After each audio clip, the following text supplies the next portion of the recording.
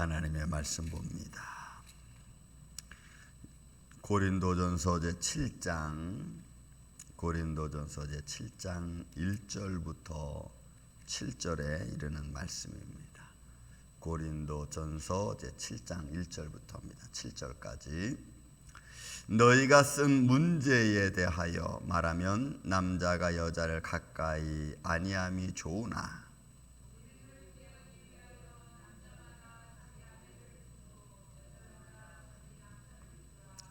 남편은 그 아내에 대한 의무를 다하고 아내도 그 남편에게 그렇게 할지라.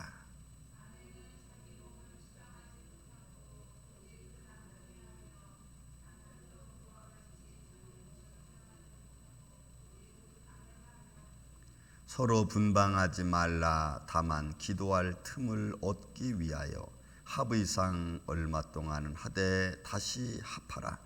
이는 너희가 절제 못함으로 말미암아 사단이 너희를 시험하지 못하게 하려 함이라.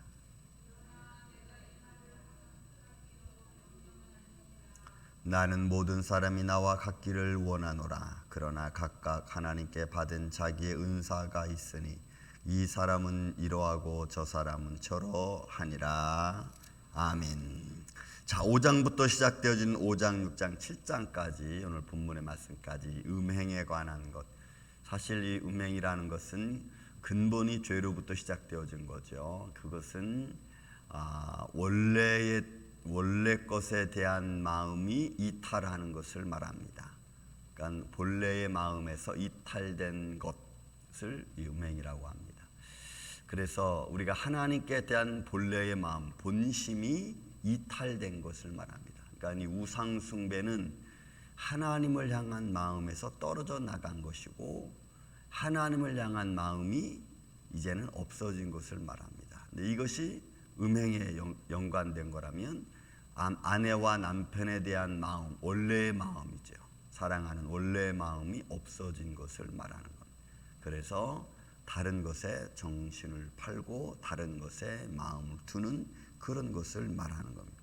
자, 이렇게 7절에 와서 그러니까 이 고린도 교회에 나타난 현상은 오늘날 현장하고 오늘날 우리의 삶의 모습하고 너무나 흡사한 모습을 갖고 있죠. 그리고 이제는 이 시대는 사실 이런 말씀들은 이제 더 이상 전하지 않죠.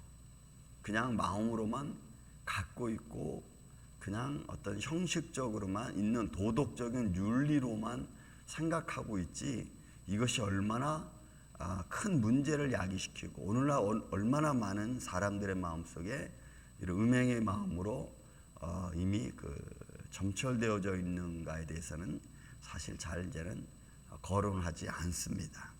자, 근데 이제 고린도 교회는 이 문제가 심각했습니다. 그래서 이 문제에 대하여 바울이 지금 권면하는 거죠.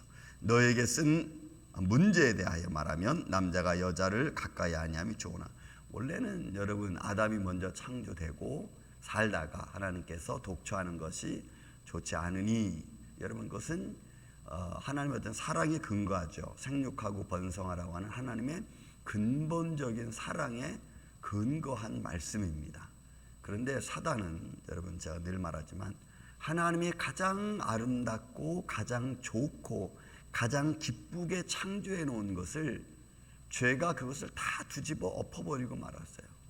여러분 사랑을 나누는 것이 얼마나 좋은 겁니까? 근데 그 사랑을 나누는 것에 마치 사단은 슬쩍 숟가락 하나 얹어놓은 것은 그 사랑 나누는 좋은 것을 그것을 원래 사랑의 근거에서 살아가야 되는데 그것을 이탈하게 만들어놨어요. 그게 사단의 장난이고 또 그것이 마음을 빼앗겨버린 자의 모습이고 죄로 물든 자의 모습인 겁니다. 그래서 하나님이 주신 원래 사랑은 너무나 아름다운 건데 그 사랑이 문제가 되고 그 사랑이 하나님을 향한 것보다 자기 유익에 대한 것이 되고 이게 좀 바뀌어져 버리고 마는 거예요. 그러니까 죄가 다 엎어버리고 만 겁니다. 그래서 그 원래의 그 사랑을 바꾸어서 이제 그 사랑을 다른 데로 향하게 만들어 놓은 거 그게 여러분 음행이라고 하는 거예요. 그래서 음행을 피하기 위하여 남자마다 자기 아내를 두고 여자마다 자기 남편을 두니라. 여러분 이것은 원래는 사랑의 관계성 속에서 맺어진 게 이제는 반대로 이런 것을 이기기 위해서 이런 어떤 이탈되어지는 행위, 이탈되어지는 마음을 이기기 위해서 존재하게 되는 이 어처구니 없는 현실이 돼버리고 만 거예요. 근데 여러분 그것조차도 이제는 조건이 되고 하나의 환경이 돼버리고 말한 거죠.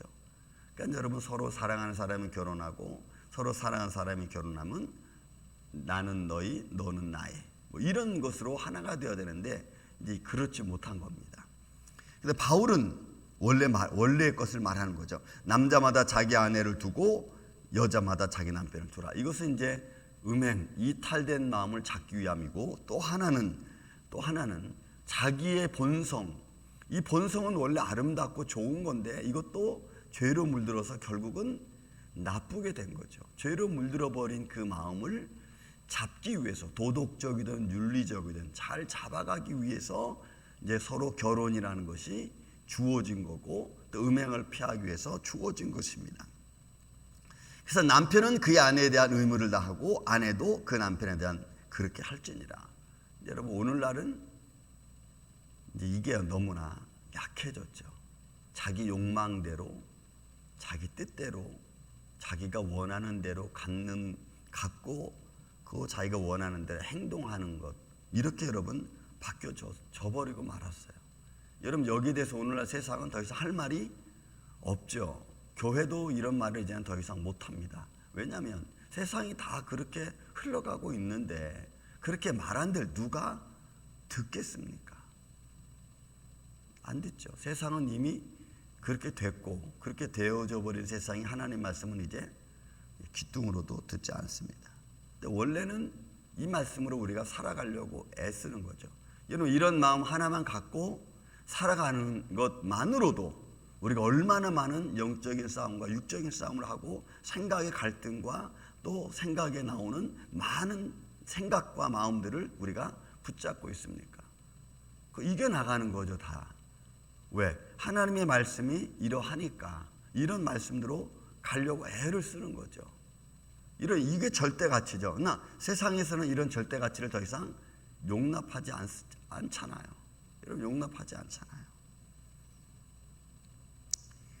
자기 욕망을 위해서는 육체적 정욕을 위해서는 여러분 살인도 불사하는 세상 아닙니까? 그래서 성범죄자들이 생기고 그리고 세상은 혼란스러워지고 더 이상 이런 말씀은 이제 더 이상 우리가 우리 사회에 우리 현실에 적용하지 않습니다. 또 아내도 자기 몸을 주장하지 못하고 오직 그 남편이 하며 남편도 그와 같이 자기 몸을 주장하지 못하고 오직 그 안에서 하나니. 이렇게 믿음 안에 서로가 서로를 위해서 해줘야 되는데 여러분 이것도 환경이 자꾸 갈라놓으려고 하죠.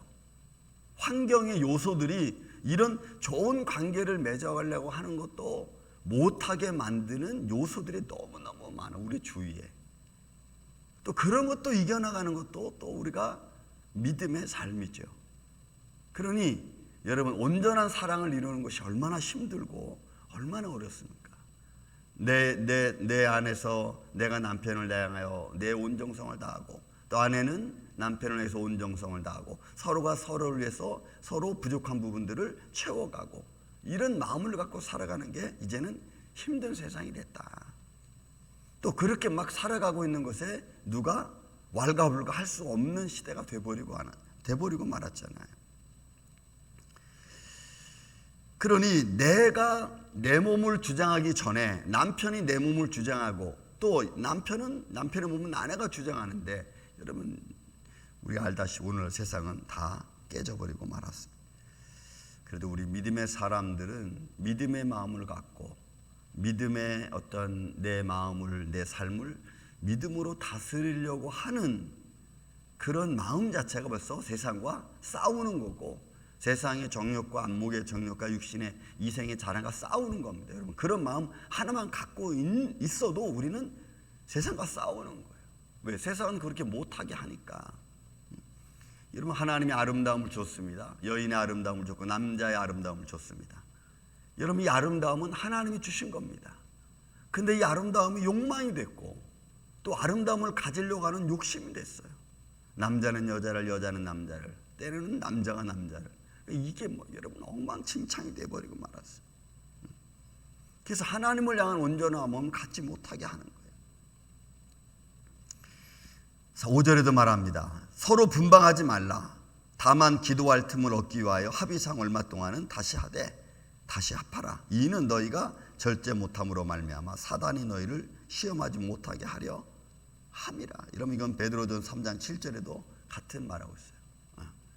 여러분, 서로 다투지 말라. 분방하지 말라. 왜? 그러면 서로 다투면, 아내와 남편이 다투면 제일 먼저 뭐가 막히느냐? 기도가 막힌다는 거예요. 분방하지 말라.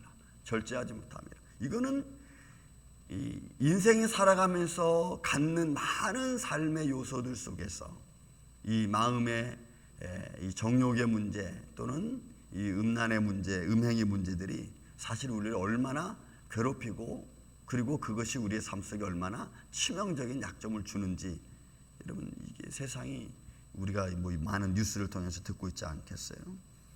보세요. 이거는 사단이 너희를 시험하지 못하게 하람이라는 거예요.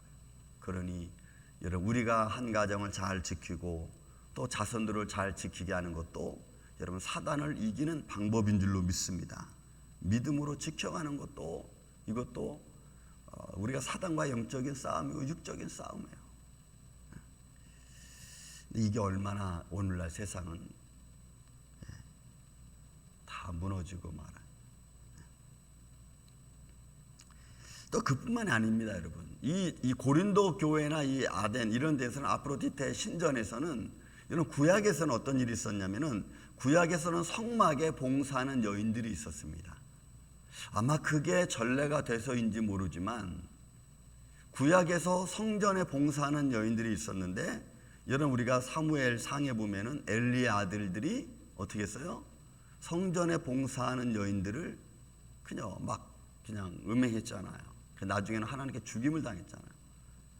이제 그게 원래는 성전에 봉사하고 성전을 가꾸고 치료하고 깨끗하게 하고 뭐 이런 건데, 이 고린도 교회, 이게 이제 세상적으로 나와서는 아프로디테 신전 같은 경우에는 그 신전에서 봉사하는 여인들이 있었습니다.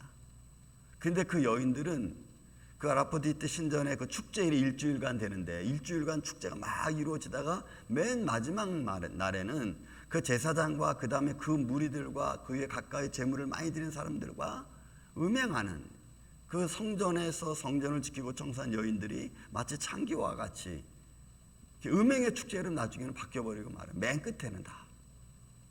그러니까 이런 것들이 신전에서 이루어지니까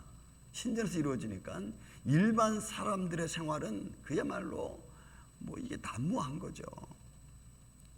근데 그런 곳에 하나님의 복음이 들어가고 생명이 들어가고 또 그런 것을 지키기 위해서 애쓰고 힘쓰고,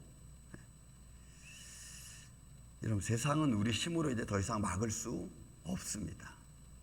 공중 권세 잡은 자의 유혹은 우리 힘으로 이길 수 없어요. 오직 하나님의 말씀으로만 가능한 줄로 믿습니다. 그 말씀으로 우리가 무장하고 그러지 마라. 우리는 권면하고 가르치는 것 외에는 없어요. 우리가 무엇으로 이렇게 흘러가고 있는 이 시대를 우리가 막을 수 있겠어요? 바울이 그래서 얘기하는 겁니다. 그러나 내가 이 말을 하면 허락의 명령이 아니라, 여러분 명령이 아니라 그랬어요. 그냥 허락이라. 이거는 하나님이 우리에게 주신 어떤 가정이나 패밀리라고 하는 하나의 공동체죠. 사랑의 공동체고 화합의 공동체고 위로의 공동체고, 그 공동체의 아름다운 모습이에요. 하지만 세상이 너무나 험난해지고 바울이 말했듯이 이런 것들이 하나님이 주신 근본적인 원리가 다 파괴되어 가고 있는 때에 바울은 그냥 간구 또는 권면해 주는 겁니다. 7절에 보니까 나는 모든 사람이 나와 같길 원하노라. 바울은 역사적으로 뭐 한 번 결혼했다가 그만뒀다는 이야기도 있고 아니면 결혼 안 했다는 어떤 역사적인 근거도 있습니다. 왜냐하면 이거는 하나님으로 받은 은사를 통해서 하나님으로 받은 은혜를 가지고 살아가는 그런 모습이죠. 한 사람은 이러하고 저 사람은 저러하고, 그러니까 그런 자기에게 주어진 삶을 가지고 열심히 살아가는 거예요. 그것이 어떤 삶의 과정이 있든지 간에 내게 지금 주어진 삶 안에서 내가 정말 잘 가꾸려고 잘 이루어가려고 노력하고 애쓰고 힘쓰는 게 여러분 중요하잖아요. 근데 그런 모습조차도 못 가지니까 이게 문제가 되는 거 아니에요. 우리가 어떤 상황에서 어떤 환경에서 어떤 모습으로 만났든지 간에 그런 만남을 잘 유지해 가려고 애쓰고 서로 위로하고 서로 봉사하면서 가는 게 여러분 중요하죠. 그런 모습을 세상은 자꾸 못 갖게 만드는 게 이게 문제지. 이제 그런 걸 이겨나가는 것이 사실은 믿음이라고 하는 거예요. 저는 세상은 제가 이런 말씀을 한다고 해서 세상이 바뀌어지겠습니까마는, 그러나 우리 믿음의 가정들만큼이라도 내게 주어진 삶의 환경 속에서 믿음의 귀한 마음을 가지고 한 마음을 가지고 서로 위로하는 마음을 가지고 힘써 같이 나아가려고 하는 이런 믿음의 모습으로 승리해가는 우리 한 날 한 날 되시기를 저는 예수님의 이름으로 축원을 드립니다. 기도하겠습니다.